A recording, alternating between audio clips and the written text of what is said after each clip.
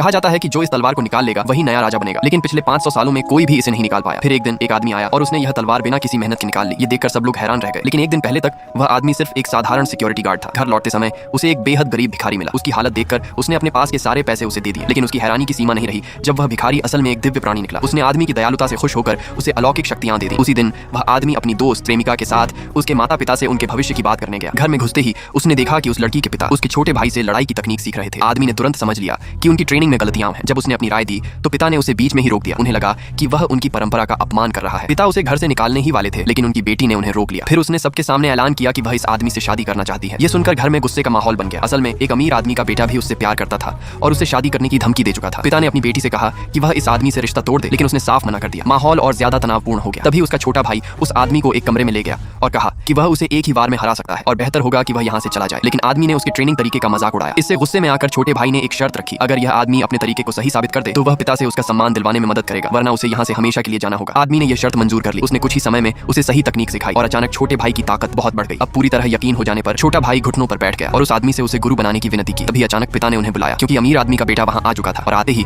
उसने इस आदमी को सीधी चुनौती दे दी।